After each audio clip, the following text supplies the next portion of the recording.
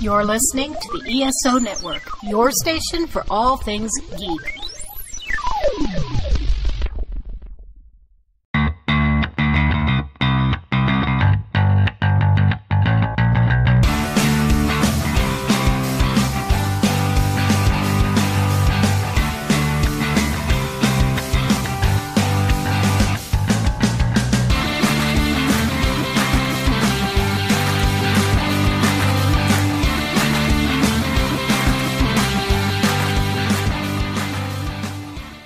What's up, music lovers? Welcome to Modern Musicology. My name is Alan, and my co-host Rob Levy is here.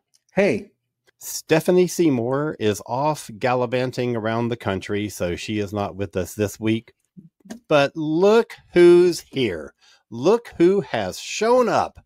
It is the international man of mystery, Anthony Williams. Sup? No, you've been gone too long. You got to give us more than that. I thought I'd make that as low key as possible. Hello, everyone. It is delightful to be back. So glad that you're here, buddy. I've missed you. I've missed you guys. Aww. It's been a long time. I mean, 5 months-ish, give or take. Which is basically the whole of 2024 thus far. Mm-hmm. And that is our topic. Since we haven't been, the three of us haven't been together recording in a while, we're just going to do a little bit of catch up with each other. We're just going to talk about our 2024 so far, musically speaking, what we've listened to, what we've done, what we've read. And we're just going to do a little recap of stuff that we haven't been able to talk about a lot this year because we've had so many guests on the show that we haven't been able to talk about a lot of this kind of stuff. So we're just going to dive into what we've been doing for the past 5-ish months. So, Anthony, why don't you get us started off? Since the audience has missed your beautiful voice for the last 5 months, they're aching to hear what you have to say. Like what I've been up to or what I've been listening to? Whatever you want. All right. Well, what I've been up to is complicated. So let's leave that out. Lots of personal stuff been going on that was the reason I was away. But it's resolved now, and you'll be seeing a bit more of me. But that hasn't stopped me from listening to music, and there have been some really good things that have come out this year. This is so far looking like a pretty damn good year for heavy metal. I know, Alan, one of the things you and I were talking about before we started recording was current Iron Maiden vocalist Bruce Dickinson and former Iron Maiden vocalist Bayley released albums within about 2 weeks of each other. Right. Have you listened to both of them? One of them? Neither? I haven't really listened to Blazes yet. Okay. I thought it was the better of the two. And I think Bruce's album is really good, but the problem is I keep in my heart comparing it to Accidents of Birth and Chemical Wedding, which are two of the best metal albums of the 1990s, and it's not as good as that. My expectations of Mr. Bayley, and I will say, even though I worked for him for a couple of years, my expectations are a bit lower because while I think his output has been consistently good, he's never had that kind of epoch-defining album. And so his solo album, to me, his latest one, comes off a bit better than Bruce's because the expectations were not as high. That said, I do think they're both worth a listen, particularly if you're a heavy metal fan. Bruce's album has a killer version of Eternity Has Failed, which on the Iron Maiden album, The Book of Souls, was originally entitled If Eternity Should Fail. And I like Bruce's version a little bit better. It's got a bit more synth to it. It somehow, even though he is almost 10 years older, his vocal performance is better. So, you know, good for him, defying the years.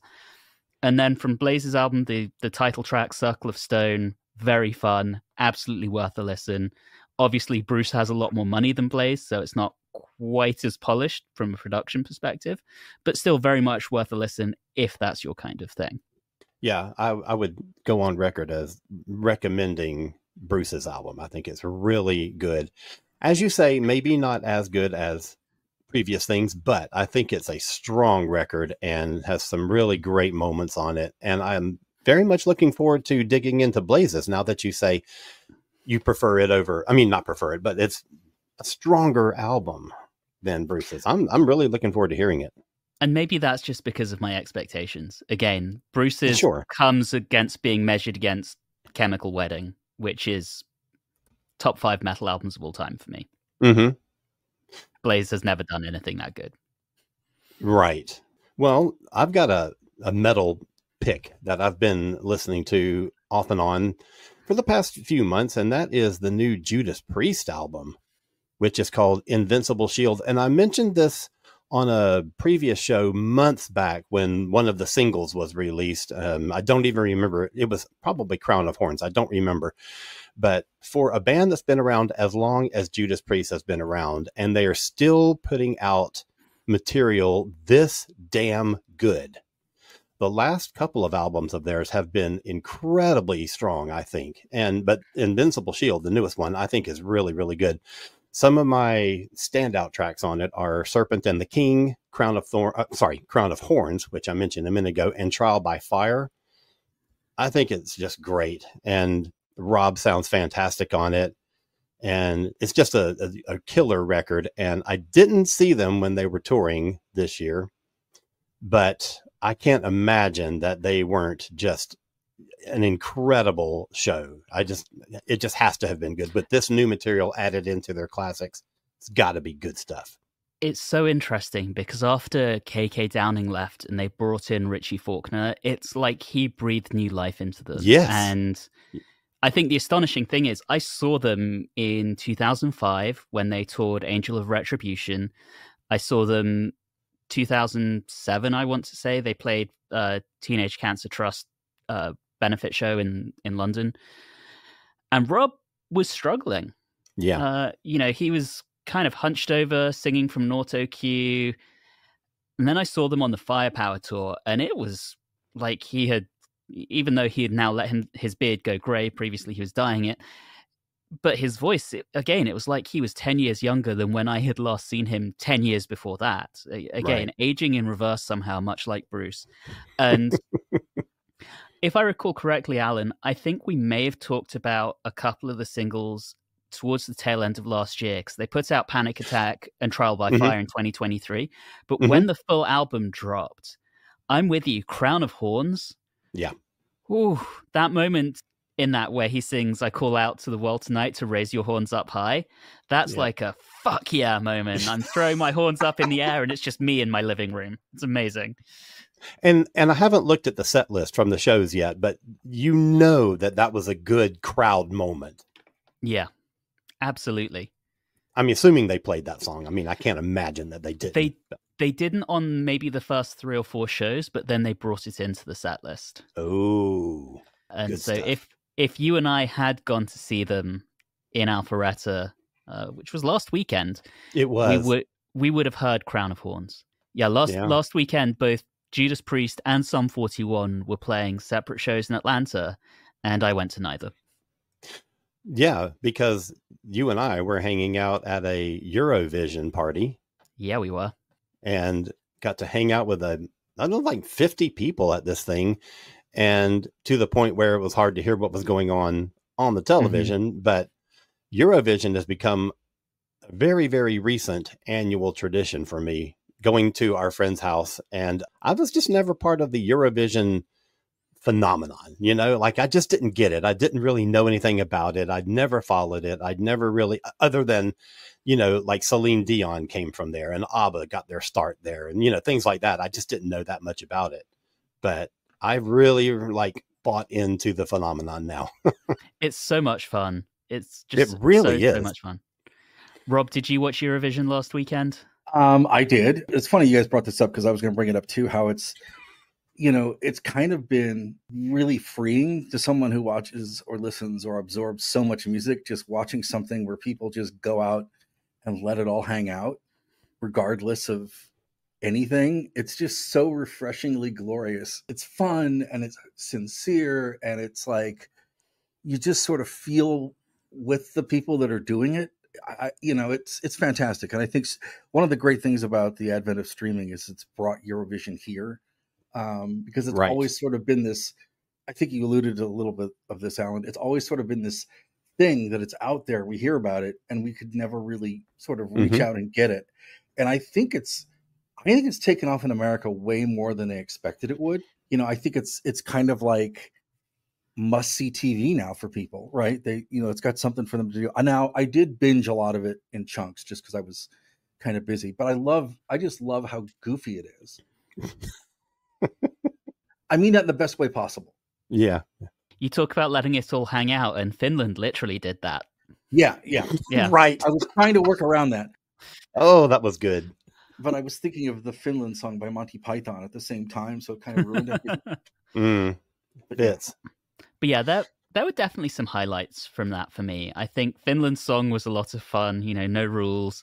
Ireland with their witchy entry, Bambi Thug with Doomsday Blue. And then, of course, my personal favorite was Croatia with Rim Tim Taggy Dim by Baby Lasagna. Yes. What a great name Baby Lasagna is, right? It's like everything about that is fantastic. Yeah. It's like it was made for Eurovision. Yeah.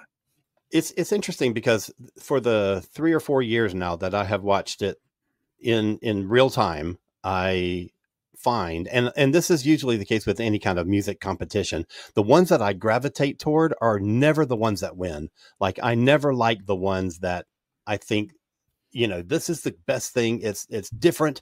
It's adventurous. It's cool. The judges never go the way that I think. And that's been the case with a lot of different things. But, you know, I was kind of thinking that Ireland really, well, both Croatia and Ireland really should have placed higher than they did. And maybe Croatia should have won. Yeah. It's interesting to watch the voting because sometimes it just feels like, I don't know, like there's maybe politics involved or maybe whatever. I don't know. But the way that everybody jumps on the same thing, I don't know. It just seems weird. Yeah. Croatia won the televoting. Yeah. Quite significantly. Well, Israel were kind of not far behind them, but they won significantly against Switzerland, and it really was the jury vote, which I have opinions on this. I feel like going for a 50-50 split between the jury and the televoting isn't quite right. I feel like it should be more weighted towards the televoting, maybe 2/3 and a third. Yeah. I mean, you know, I'm still kind of new to this whole thing, but the scoring really doesn't kind of make sense to me. But I mean, that's always the way with presidential elections in America also, but you know, we're not going to get into that. I think my big thing here is I look at the jury vote, and, you know, I lived in Britain for 23 years before I moved to the States. I never voted for whomever's giving the jury vote. They don't speak for me. So, you know, let's go ahead and make the televote a bit more important. If you're going to make it such a big global phenomenon too, you almost have to now. Yeah. I also wanted to speak up for Slovenia because I thought Raven was really interesting. Not necessarily the best. I don't know if it's, you know, going as far as it did, but I did like that one too. But I think Ireland and Finland and the Baby Lasagna are my favorite. Baby Lasagna. I just heard the name Baby Lasagna, and I even knew, I'm like, I don't know what the hell this is going to be. It could be awful, but I love it just because the name. It's just like, this is fantastic. I think I do myself a disservice by always going in every year completely cold. Like, I don't know any of the bands. Any of the bands, I don't know any of the songs. I don't know any of the, there's always some controversy, or sorry for Anthony, there's always some controversy that I'm unaware. And this time, like, a whole country got kicked out, like right before the broadcast or something. And it was crazy. It was like insane. But, you know, I just feel like I'm at this party and it's so noisy and I can't ever hear the songs. I really need to study before I go into this thing. Yeah. Next year, I'm going to do it. We need to ask our hosts just to bump up the volume and then be those obnoxious people sitting there in the room telling everyone else to shut up. Oh, I don't know. See, I'm lucky. I get to watch it by myself, but at the same time, I wish I could share that with somebody because it's just so bonkers. Right. You guys are probably doing it right. Yeah. Everybody brings like a food or a drink that represents some country that's represented in the game, in the contest. So it's a lot of fun. I was really lazy this year. I just went to the grocery store, picked up 2 bottles of wine, 3 cheeses, and a baguette, and was like, "Hey guys, I'm France." but it works. It does. All right, Rob, what's on your plate this year? I started a third radio show. Oh, yeah, that's right. Yeah, because you didn't have nearly enough. Well, one of them is kind of tenuous, so I have to have a backup plan. That's true. It's a place called The Face Radio in Brooklyn, but they have people from all over the world, and they're all genuinely like really nice. It's just kind of weird because we do a Zoom once in a while, and it's like 35 people that all think like we do about music. It's like, oh, stop it! My brain is killing me, right? It's like being absorbed by Galactus at some point or something. So just the amount of music I've had to cipher through and listen to. I know Anthony had touched upon this earlier. I think across the board, it's just a fantastic year for music. There's just so much. I don't think since before the pandemic, I have felt this overloaded and swamped with music, and I haven't felt like I could keep up. It's been a while. So yeah, that's the big thing is just, doing this, and the radio sort of has made me have to listen to lots of new and different things. I will say I've taken the deep dive into Zamrock, which is rock from Zambia in the 70s.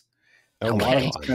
A lot of it is it's fantastic. A lot of it is like it did have an influence on like Hendrix and people like that. In the 70s, Zambia was becoming independent, and just everything musical from the West was seeping in. So you had bands that sounded like the Rolling Stones. You had funk. You had like black metal. You had like, when I say black metal, I meant people of color doing metal, not like Scandinavian black metal. But it's fascinatingly weirdly rhythmic. So I've been listening to a lot of Zamrock. I didn't realize it was a thing until I started looking at playlists, and I'm like, oh god. So that's been fantastic. I'm also listening to way more classical and jazz than I have in a long time, which is kind of nice too. We've talked before about our need to do at least a show at some point on classical. Yeah. I am all for it. We need to schedule it. This year it's going to happen. Yeah, I'm down with that. Yeah, that'd be great. But yeah, there's a ton of music. Become obsessed with a band called Bob Vylan, which is the best band name I've heard in a while. They are a duo from London. It's kind of like a cross between like Streets and Merciful Fate. They just recorded a record with Menace, who I'd never heard of until this.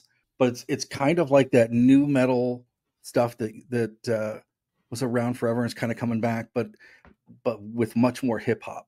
Plus the band name is just great. Naming a band Bob Vylan is just fantastic. It's almost as good as Baby Lasagna. Nothing's as good as Baby Lasagna, right? I mean, I'm just really trying to sort of push boundaries and listen to new things. And other than that, I'm listening to the Krung Bin record a lot too, because it's a perfect record for just wandering around the house or chilling or going out for a walk or anything. It suits so many different... killing. No, walking. You said walking around the house or killing or no, I said walking. I didn't say killing. Mm-hmm. It sounds like what someone who's just been out killing would say, Rob. Hide my hands. Oh dear. Everyone's worried about that new Body Count single. No, it's me. You gotta worry about it. I do want to say one of the two Bobs from Bob Vylan is an Arsenal fan, so they have my seal of approval. Ah, nice. They're just, it's just so weird. It's great. Anything now that bucks the system, I also think too, and Alan, I think you and I have kind of talked about this a little bit too. It kind of started with Taylor Swift, but I'm listening to a lot more pop music probably than I have since I worked in a record store. Oh, really? Yeah. I remember my record store days, and that's most of what you got during your work shift. Whatever the record label was pushing at the time, that's what they sent you promos of. Yeah. Yeah. But there's a lot of stuff out. I'm a little tired of the vocoder, but yeah. But isn't everybody at this point? Right. It's overused, definitely. Yeah. So yeah, I mean that's it. It also feels like the world of concerts is suddenly like exploded more than it ever has. Well, we've been in a drought for years now. I know. It's really started coming back in the last couple of years, but it's ramping up still. It's the amount of, and I'm in a city that doesn't get everything. So if I want to go to something, You know, I think I've got like 3 trips to Atlanta planned for shows because, you know, it's like it's cheaper to fly to Atlanta than it is sometimes to fly to Chicago. But yeah. You need to tell us who you're seeing in Atlanta because we might come with you. Right. Well, I've got all 3 nights of Dragon Con filled with music. 3 nights of Dragon Con are already filled with music. I'm seeing Ladytron, Crowded House, and The Roots.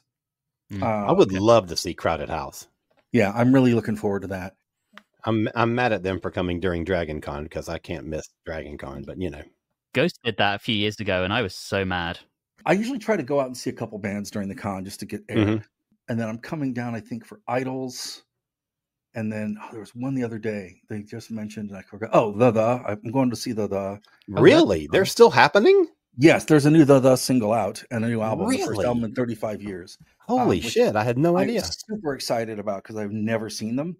Oh no! I did see them on the Dusk tour, but it was the same. They did an early show at the Limelight when the played. The early show was Tom Jones. And then the midnight show was the, and I was so weirded out by seeing Tom Jones that I don't think I gave the my full attention. And by that time, they were kind of watered down a little bit. So this time, I think he's in full gear. And I'm gonna try to see Camera Obscura on tour. I want to try to see. I'm gonna miss Belle and Sebastian. I know that Jesus and Mary Chain are touring, so I'm gonna have to try to see that. Yeah, they've got a new single out too. Yeah, I'm going to OMD. I think in Chicago and Atlanta. Cool. And then I'm putting all this. I'm putting money aside next year because I know Sparks are going to tour in 2025. Mm-hmm. And next year's the year when Sparks tours again, I'm going to see them in more than one city because each time I see them, I really want to see them again. So this time, just plan on it. That makes sense. So yeah, talking about bands that haven't done an album in 30 plus years, you know, a few shows back, we interviewed Ian Wright of the Jack Rubies. Ever since that episode has come out, I have heard from a few friends, I think 3 in total, who have told me, oh, I saw the Jack Rubies back when they were opening for whomever, you know, like, yeah, I was really surprised that I have encountered at least 3 different people in my friends group who know who the Jack Rubies are and actually saw them. They were really smart in booking tours with bands that were both like them and not like them. Like they toured with Modern English, which makes sense, but they toured with a couple other bands that were like not exactly like they toured. I think they toured with the Violent Femmes, you know, stuff that's not. They Might Be Giants, you know, stuff that's not quite in their wheelhouse, but it got them into audiences they'd never see. Yeah, sure. I thought that was interesting too. So. Mm-hmm. That's the way to do it. I had noticed this year seems to be a little bit of a weird kind of Britpop era revival year. I noticed we had new albums from Kula Shaker, Shed 7, and Paul Weller. And James. And James as well. Wow. James has a new record. The Farm has a new record. I mean, I tell you, Blur come out and tour and everyone else is just jumping in on it. Yeah. And that stuff that Blur put out last year I thought was really, really good. I thoroughly enjoyed it. I'm looking forward to the new Echo Belly. I'm looking forward to, there's like all this stuff coming back that I'm just like, okay. I did not have Britpop revival on my bingo card for 2024. There's so much of a passion now for 90s music. Yeah. I think part of it too is that a lot, you know, America was like Blur, Oasis, and like 5 or 6 other bands, that all the bands that sort of seeped through here commercially are kind of finally getting their due. You know, I think like I've know 4 or 5 people that have discovered Cast and Ocean Color Scene in like the last year, and I'm like, okay. So I think that's kind of part of it. It's also getting used in a ton of album soundtracks too for films. And I think, you know, the biggest thing though is that record with Liam Gallagher and what's his face from the Stone Roses, I almost said Ian Wright, that's out now, is really getting people to think about a lot of that too. I think that's some of it. You know, that Ian Brown, what's his name record? John Squire.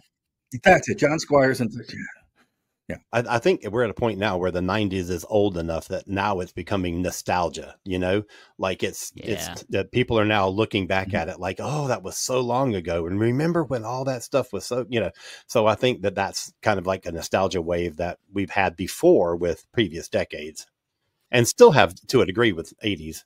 But unlike a lot of the 80s stuff, like some of these bands from the 90s are making great records. Like that Ride album is fantastic. That's out, right? And that new Jesus and Mary Chain record is great. Apparently, I have not heard it yet, but apparently the new Simple Minds album is supposed to be like mind blowing. But I haven't really. Yeah. Ooh, I can't wait for that. I knew 4 or 5 people that went to Curl World in LA, and they said that Simple Minds was the best band that they saw, and Tones on Tail were the 2 best bands they saw that whole weekend. Wow. Yeah. That's fantastic. The other interesting thing, we talked about the kind of 90s nostalgia vibe, and Rob, you already alluded to it, but the comeback of nu metal has been, again, pretty puzzling to me, because I thought that scene had very much run its course. And then a couple of years ago, Limp Bizkit dropped an album, and now I'm seeing new albums from Korn and POD and a few of the other kind of legacy bands from that era, and I'm just thinking, why? I think there's a new Stained record, isn't there? God, I hope not. That was one of the worst records I had to work at Elektra when that came out. It was horrible. You know what, though? A lot of that stuff, I mean, Slipknot never really kind of went away from what I understand, but I know people now that have discovered Slipknot for the first time that are just like, they're down the Slipknot rabbit hole. Yeah, I think with Slipknot, after their first album, though, they kind of moved away from the nu metal sound and started becoming their own thing. Yeah. Whereas some of these legacy bands that are suddenly rearing their ugly heads right now are still trying to sound like they were in 2001. Yeah. And not all of them have aged well. No. You know, I mean, I would say, you know, if you look at Damon Albarn, or you look at Jarvis Cocker, or you look at Tim Booth from James, they've all aged really well. Or Paul Weller, and they've all taken that into their songwriting. I think one of the I know we talked about this whole Britpop thing. I think one of the biggest surprises for me this year too was how good the new Modern English record is. I was just like, oh, it's modern. I'm like, this is actually really good. I was really surprised. Like, where's that band been the whole time? You know, circling back to what you mentioned, Alan, that Jack Ruby's record is just, it's really phenomenal. And I'm happy for him, because you like to see a lot of these guys do well. Yeah. And, you know, the big thing too is a lot of these guys are getting back together, because by getting back together, it opens up their back catalog royalties and things too. So there's a whole business side of it. Oh, too. Sure. Yeah, absolutely. So I think one thing I wanted to point out is that I've really been enjoying is the double header of Gavin Harrison that I got earlier this year when Porcupine Tree dropped a live album, which, again, hearing a live version and actually seeing a DVD or Blu-ray version of the show that I saw, absolutely outstanding. It's kind of really cool to be able to go back and kind of pick up on a lot of the nuances that come into the live play versus the studio version. So that's always enjoyable. And of course, the new Pineapple Thief album came out. And again, I really enjoyed it. Probably not quite as strong as Your Wilderness from a few years ago, but it comes to this solid album. I'm happy I heard it. You know, I'm glad you mentioned that, because you sent me a track, Pineapple Thief I'm talking about, sent me a track, and I completely have not gone and listened to anything like from the new album or anything. I have completely forgotten about it. So I'm glad that you reminded me, because I mean, it's been, you know, maybe 15 years or something, but I was kind of in the Pineapple Thief phenomenon for a little while there, and really liked them. And I just haven't kept up with them, and was surprised to see that there was a new thing out. And I really need to go investigate that. You really do. I mean, you know, it's Gavin, so you know it's going to sound really good on the drums. Exactly. But the songwriting in general is excellent. I feel like emphasizing that Gavin Harrison is on it kind of does the rest of the record a little bit of a disservice, because it is a very solid record in its own right. Good. I'm looking forward to hearing it. All right, so here's the thing. This is a thing that I do every year. This has become like a little tradition for me. And since we're recording this on May 19th, last night was the season finale of SNL, Saturday Night Live, in case anybody doesn't get the acronym. And every year I keep a score sheet throughout the season, and I rank all the music guests for that year. And then right after the season finale, I put out on like my Facebook page or whatever, I put it out in my ranking order, like from my lowest score to my highest score. So I thought, I've never talked about that on our show before. I just do it on my own little socials, but I thought since we're doing this and we're talking about, our 2024 wrap up kind of thing, I thought I would just share my top 10 from this season.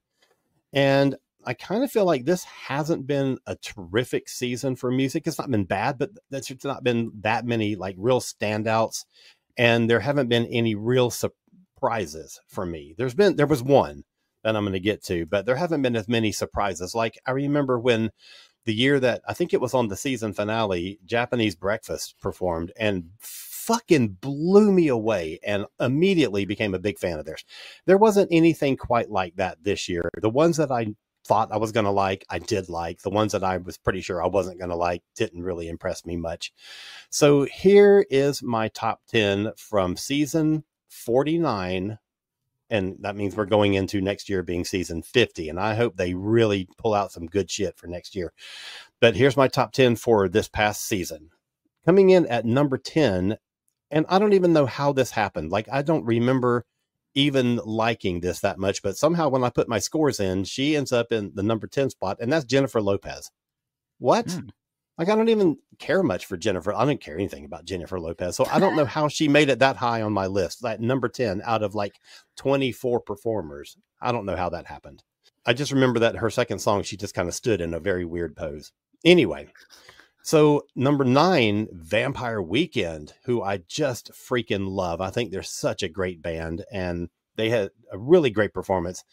Justin Timberlake, who performed his two new songs from his new album, which are weird songs. They're not commercial, which I kind of dig the fact that he's going in a non-commercial direction.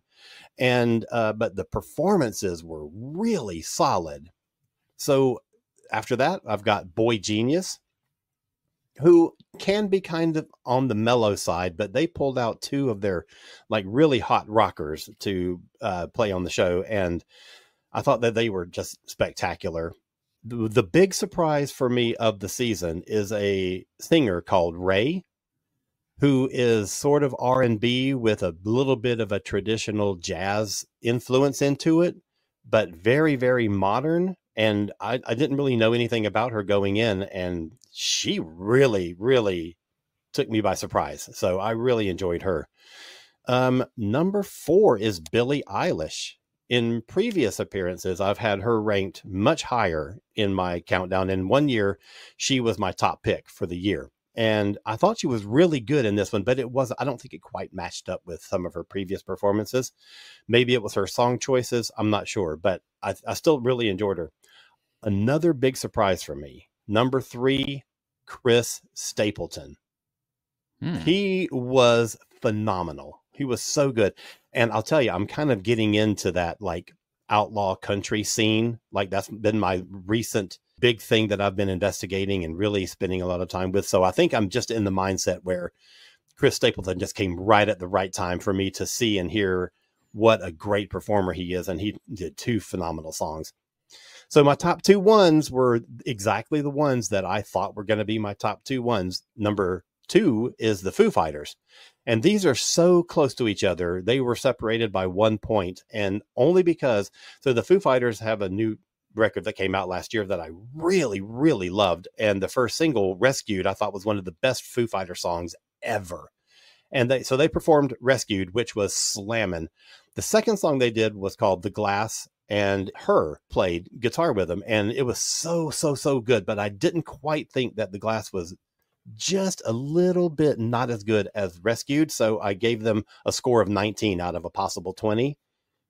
But coming in at a perfect 20 was the guy that I was kind of obsessed with for this past year, and that's Noah Kahan. I'm kind of off his train now that like pretty much everybody else has jumped on the bandwagon, and it's not as cool anymore. He's kind of like the media darling lately, and his SNL performance was so fucking strong, and he did his 2 big singles at that time, Dial Drunk and Stick Season, and just a fantastic performance. So it was fairly predictable season, other than Jennifer Lopez coming in at number 10, which I don't understand at all. I'm looking back at my list now and I'm like, how in the hell did she make it? But you know, there were other ones that just weren't very good this year. And even Dua Lipa, like I expected Dua Lipa to really, you know, and the performances were good, but I just don't think the songs are as good as what I've heard from her previously. So she didn't quite make the list, which is surprising. Yeah, I was expecting you to give Olivia Rodrigo a shout out. Me too. I think she was at... Wait a minute. She was on my list. Where the hell did she go? Did I just miss it? No. That's possible. No, I'm looking at my list and she's not on there, but she was. So where did she go? I think that she was supposed to have been number 10 and not Jennifer Lopez. I think that Olivia was really good. Yeah, you're right. She should have been there. You know, there were some other ones this year too that I just didn't think were great. And there was one that I'm looking back at my list, Renee Rapp. I don't even remember who the hell that is. I don't remember anything about whoever that is, their songs or anything. At least we got Jennifer Lopez off the list, so all is good with the world. Yeah. Olivia Rodrigo definitely is in that spot. Yeah. So thank you for correcting me on that. Good for you, Alan. Thanks. They are definitely leaning towards like mainstream pop more than they have in the past, which is, it's fine. But I want them to do more groundbreaking stuff, bring in more people that are like, who are they? And this is their big break, Yeah. You remember in the 70s, they would have bands that were weird at the time that you had never heard of, like the B-52s. Nobody knew who the fuck that was when they first went on SNL. And like Peter Tosh and people like that wasn't really a name in America and didn't really get a lot of exposure in America. And they brought those faces and those sounds to their audience. And I don't think they're doing a lot of that anymore. Yeah, the days of seeing like Klaus Nomi on Saturday Night Live are gone. Right. Like they could put Fever Ray on. That'd be awesome, right? Somebody that's nuts like Fever Ray or, something like that would be great. I mean, I echo you on Chris Stapleton. He played a music festival here a couple of years ago. And he was like the weird thing on the card. It's like kind of crossing over whatever, but he played after the Arctic Monkeys. And he was fantastic. Yeah, but before Outcast. Oh, what a slot. But he was really, really good. Dang. He's one of these people that I think is not Americana, but not country, but not rock. He just kind of is his own sort of thing in the middle of all of that, which I really like about him. So just going back very quickly to SNL, the one really delightful thing about Timberlake being back on is for the first time in, what was it, Alan, like 11 years, we got the Barry Gibb talk show again. Oh, that's true. It's always one of my favorites. He's hosted, I don't know how many times. He must be in the Five Timers Club at this point, and he hasn't in quite a while. He was always one of the best hosts they ever had because he will do anything they ask him to, and he does it so well, and he's just a funny dude. And I just think he's a great performer. I'm not a big fan of his music. Some of his songs are okay. Some of them are just not my thing. And these songs were kind of weird, but the performances were so good. Here, I had ChatGPT write the new Flopcast promo. Okay. Narrator, the Flopcast is making waves in the comedy world. Join hosts Jenny and Kevin as they dive into pop culture from retro TV to comic books. With their quirky banter and infectious laughter, the Flopcast will have you laughing out loud and reminiscing. Tune in every week for fun, friendship, and fond memories. Who the heck is Jenny? Who wants to go next? I got a surprising one, and I kind of alluded to them earlier as playing the same night in Atlanta as Judas Priest, but I wanted to give a huge shout out to the final, for now, Sum 41 album, Heaven X Hell. So they did a 2-disc final album. One side was more pop punk, one side was a bit more metal, and after they finish touring, they're going to disband and go their separate ways. Rumor has it that Derek Whibley is going to be Chester Bennington's replacement in Linkin Park. Don't know how true that is. Interesting. Yeah. Sum 41 brought Mike Shinoda on stage at Reading Festival a couple of years ago to do Faint, and Derek did a really good job at Chester's part. So I wouldn't be mad if that happened. Go check it out on YouTube. It's fantastic. And they threw a guitar solo in at the end, which really worked really well.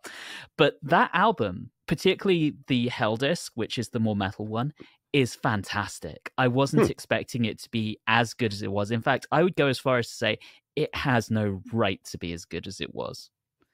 The final track, which is called "How the End Begins," is haunting. It has stayed with me to this point. Like the lyrics to it are just oof, it hits hard, and yeah, really, really pleasantly surprised at how good that album was. So go check it out. I think you mentioned that to me when it came out, and I kind of like breezed past it and didn't really pay much attention to it. And I really should have, I guess. I have to add that to my list of stuff I have to listen to after we finish recording. What I'm hearing today, Alan, is I tell you something's good, and then you don't listen to it. That's not true. I listen to the tracks that you send me, but I don't always follow through with investigating full albums and stuff. And part of that is because, I'm playing drums in a Bowie tribute band, and we have a gig coming up, and I've done a lot of studying. So that's where a lot of my focus has been. It's just been re-listening to all my Bowie stuff. And, we practiced a lot more songs than we're playing a 2-hour show, and we practice a lot of songs that aren't in the show. So it was a lot of stuff to learn. So anyway, that's my excuse. And I'm looking forward to that show. I'm going to be there. Me too. It's going to be so good. Well, I would hope you would be there. Yeah, we'll see. I'll jump in with a book, I guess. Too Much, Too Young. It's the Two-Tone Record Story by Daniel Rachel. Rude Boys, Racism, and the Genesis of the label. And so it's a whole book about two-tone records and sort of the cultural things that happened with it. I mean, Coventry to me has always seemed like the most frighteningly boring place in England. But at the time that stuff was coming out, it sounded like it was a really creative place with all the two-tone records coming out. And, I like the specials. I like the English beat and some of that stuff, and I love Madness, but this stuff goes really into it. And it's really good. And then the Robyn Hitchcock book for 1967 is also good. He, they said, hey, write a memoir. And he said, everybody writes a memoir. So I'm just going to take 1 year in my musical life, 1 year where I really loved music and jumped into it. He talks about 1967, which I really love the way that he thinks about it. It's like, I'm just going to pick 1 year and all the music I love, and you'll understand why I make the records I make and what I listen to. And it's like, why can't everybody else do this? Why am I wasting like 500 pages on other people's books? So that is so interesting, because this has been in my head for months now of doing that exact kind of book. My year would be 1980, because that's the year that my whole musical world sort of opened up in front of me. And I started absorbing all these different things and all these different bands and so many different styles of music. And I've got this book outlined, but I've got 3,000 different projects that I'm working on, and I don't know when the hell I'm going to get to this one, but yep. That's exactly the kind of book that I was thinking about, man. That's interesting. Somebody stole my idea. It's really thin, so you can add it to your obnoxiously large book of stack of books to listen to or to read, and then go from there. I will. That's a great idea, because if he's done it and done it well, then I don't want mine to be a dry read. You know what I mean? So, yeah, I just started the Kathleen Hanna book. I have not plowed through that yet. But there's a lot to unpack in that. So that's going to take me a while.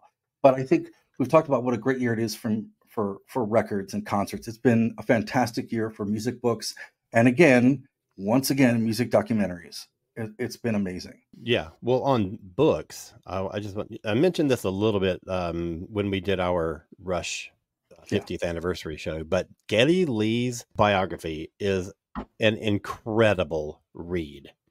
I've been following Rush for 40 years very, very closely, and I learned so many things in this book that I never knew before. But it also gets really personal. Like chapter 4 is all about taking his family back to, because his family are Holocaust survivors, taking them back to Auschwitz and places like that where they were encamped and where they could have very easily not made it out alive. And what a powerful read. But then things like the way that this is going to sound bad, the way that he treated his wife. And I don't mean in any abusive way. It's just more like a negligence, because he was so busy with the band that he totally fesses up to it. He totally admits that he was in the wrong. And he was just such a workaholic that he left his wife to do all of the family stuff. And he was off touring the world and all this kind of stuff. And, you know, when it comes down to the end of the book and he starts where Neil is getting sick and then he dies, and then the way that impacted them, holy shit, that was a difficult read. But man, what a great book. It is on my, I think it's number 4 on my list of book like stacks. Right. I want to read it because I know very little about him, and I know about his baseball obsession. Yeah. Because when you go to the Negro League Hall of Fame in Kansas City, there's a whole wing of memorabilia that he donated to the Negro League Baseball Hall of Fame. Oh, cool. I never knew that. Yeah. So I'm really interested in reading that too. I've heard really great things about it. So you guys always make me feel bad for not reading as much as I should. Well, I'll tell you, there's a new one that's just come out that I am looking forward to starting. And that's the one written by Susie Ronson, who was Mick Ronson's wife. And she was Bowie's stylist. And she helped come up with the look of Ziggy. And of course, she was there during all that time that Mick Ronson was in the band. And that's going to be a good read. Oh, yeah, I bet. I'm looking forward to that. You know, this is jumping from Bowie and books to a very different thing. The Prince estate has released a couple of singles that are, you know, previously unreleased songs. The most recent one is called Magnificent. And the one that came out a month or so ago, I think it was, United States of Division. Phenomenal songs. Yeah. A lot of the stuff that has been released posthumously hasn't been all that great. And you're kind of like, yeah, I can see why it never made it onto an album or whatever. These songs are great. Yeah. And I have really enjoyed them. And there's a real like funk to them, especially United States of Division. Both of them are just super good songs. And Magnificent is like, I just found it this afternoon. So I think it just came out. I think it maybe have been one of Friday's releases. And it's just 2 excellent tracks. And I highly encourage anybody to go and check those out on Spotify or wherever. But another thing that's also just come out, Wings, you know, I'm a huge McCartney fan, and Wings is one of the bands that I grew up listening to. And there's they did a project way back around the time of Band on the Run called One Hand Clapping. And right before that album was recorded, their drummer and guitarist left. And so after this, they were going in, they got a new drummer and a new guitarist. The new guitarist's name is Jimmy McCulloch, and he is a phenomenal guitar player and really changed the sound of that band. And so they went into Abbey Road and they did sort of a live in studio recording, which they called One Hand Clapping. And it was possibly going to be a live album. It was filmed for maybe a television special or whatever. And it's going to be released in June for the first time ever. And they've just put out the first single from it, which is the live versions of Hi, Hi, Hi and Junior's Farm, which Junior's Farm was a brand new song for them. They had just recorded it with Jimmy and their new drummer. And it's one of my favorite Wings songs. And I've never really heard it live before, but these tracks, they're just setting up in Abbey Road and they're just playing live in front of cameras and microphones. And there's a rawness to these recordings that is missing from the records and some of their later, even though like the Wings Over America and that whole live album and that documentary is my favorite concert film ever. But there's a sort of an edge to these 2 songs that they've released, and I can't wait to hear the rest of this. They're putting out the full thing. It's a 2-disc thing, and I'm super excited to hear it. So that's that's not really 2024 in review, except for the singles that just came out. So, but that's something I'm looking forward to coming up. As your friend, I feel that I should warn you. There's a Peter Gabriel covers album coming out. Or Peter Murphy. Very different. Very, very fucking different. Yes. Oh, sorry. But there's a Peter Murphy covers album coming out. And the cover of Purple Rain is one of the weirdest and strangest things I've ever heard. I can't even imagine, but I'm looking forward to hearing it. I just can't even imagine having the chutzpah I mean, covering Prince, yeah, but Purple Rain, I'm like, okay, you know. Yeah. Well, I hope that the Peter Murphy covers album is better than the Peter Gabriel covers album. Well, the Funtime cover's been released before. That's okay. Since we're on singles, I have a couple of shout outs for that. So they're both heavy metal because, of course. And I'm going to start with Silly, and then I'm going to go to Sillier. Okay. So Ailstorm, I think this technically came out as an EP, but they put out an EP called Voyage of the Dead Marauder. And it's great. I mean, it's their typical pirate metal shtick, but they have a woman singing the chorus. So it's got like this big female-fronted power metal moment. And even though Ailstorm are hilarious, it's actually really good and has made it onto my rotation pretty heavily this year. When you said you were going to start with Silly, I thought it's going to be Ailstorm. Well, so, there you are. That takes us on to Sillier, which is an Italian band called Nanowar of Steel, who do a lot of parodies. And they released a track called Afraid to Shoot Into the Eyes of a Stranger in a Strange Land. Nice. Which is an Iron Maiden parody. And it's like someone in the band said, which Iron Maiden song shall we cover? And someone else in the band said, yes. Right. They lyrically, I don't think there's a single word in that song that isn't part of a title of an Iron Maiden song. That's amazing. At times, it almost sounds like they have possibly written it using AI, but it also somehow forms a coherent story about someone going to go and visit Charlotte the Harlot and having to basically run to the hills and run for their life because their wife has found out. It is so silly, it is so brilliant, and it sounds more Iron Maiden than Iron Maiden sound. They have got the sound spot on. It's amazing. Oh my gosh, that's hilarious. So definitely go and check that out. Will do. We've had two incredibly lackluster biopics, the Bob Marley one and the Amy Winehouse one. So I'm hoping we get better things coming. And I'm excited about the Cyndi Lauper documentary that's coming.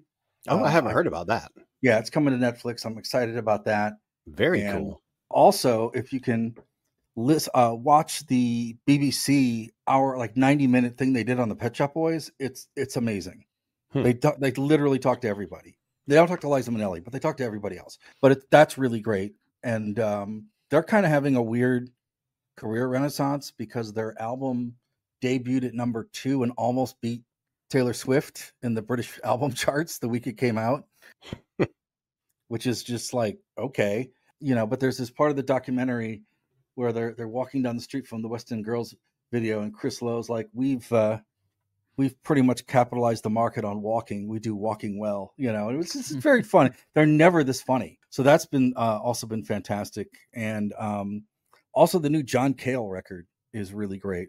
And he's still kicking. Oh, you know what I'm excited about too? And I don't know if it's out over here yet or not, but the Brian Eno documentary, I'm really looking forward to that. I bet that'll be interesting.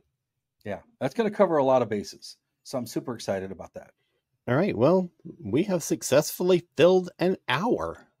Yeah. Look at that. I'm telling you. I mean, we had a lot of catching up to do. So, yeah, it's been a lot of stuff we haven't been able to talk about until now. It's like picks of the week extended to an hour. Exactly.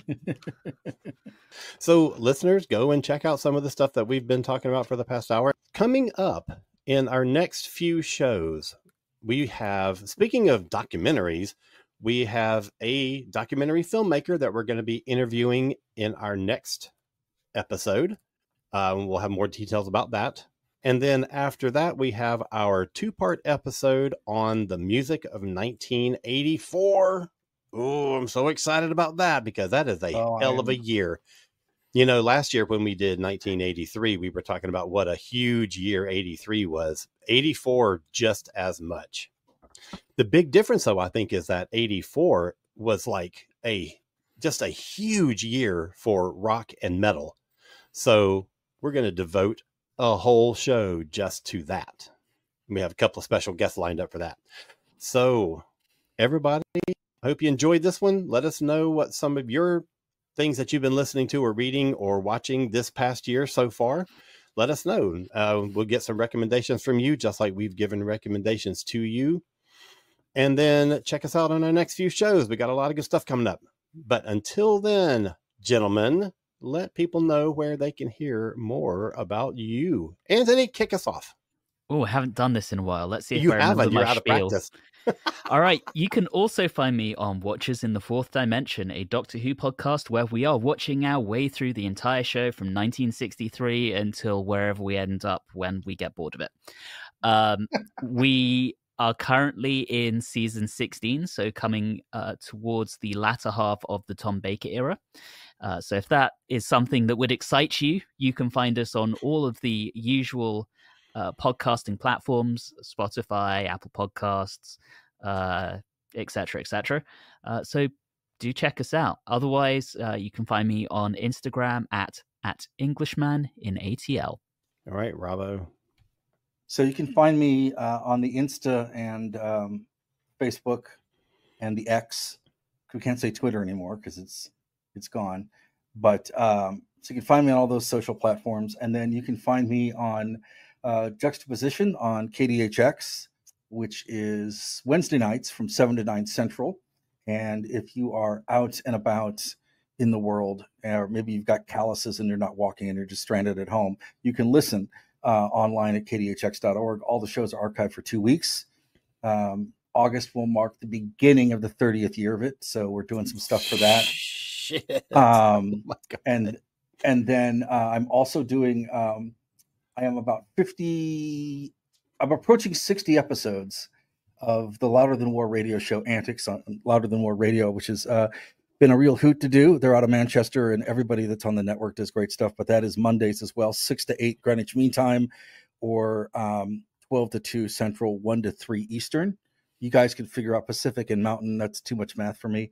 And then I just recently started with The Face Radio, which is out of Brooklyn, and that also is Mondays, but it is in the evening. So that's 5 to 7 Central Time, 6 to 8 Eastern for folks. And I know it sounds weird, but they are all fundamentally different shows.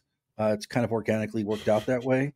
And it's been a hoot. And I'm still doing the modern musicology podcast with you kids, but I'm also still doing Weekend Justice for needcoffee.com. And I'm about to review opera for Review STL. And yeah, so that's, oh, and I got some DJ stuff coming up, but outside of that, yeah, I got a couple DJ things, one in Chicago, one in Atlanta, and a couple things here. So those are all coming too. Excellent. And you can find my various nonsense at cosmiccreative.com, KOZMIC creative.com. And you can get a list of all the books that I've published and the podcasts that I do. And we've got some new stuff that's coming up. And one of those is a music related book. I'm not going to say much about it because we're going to be announcing it very, very soon. It's a friend of mine named Jan Finnick who is editing this collection, and I'm very excited about it, and I can't wait to announce it. But we've got a few little things that we have to do, like decide on, we've got our title picked out. We haven't decided on the subtitle yet, and we're working on it. But we got the cover art lined up. We've got, or the artist at least, not the art yet. It's not done, but the artist is lined up. So I'm very much looking forward to announcing that. So you should go and get onto cosmiccreative.com and check it out. We'll be back next week to talk with our special guest, who is a documentary filmmaker and a good friend of Stephanie's. And we have a lot more to tell you about that. So join us next week. Until then, everybody have a great week and keep rocking on.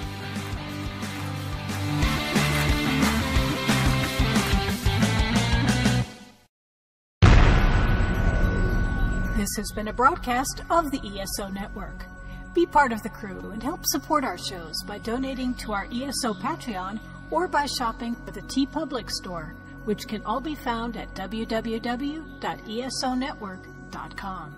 The ESO Network, your station for all things geek.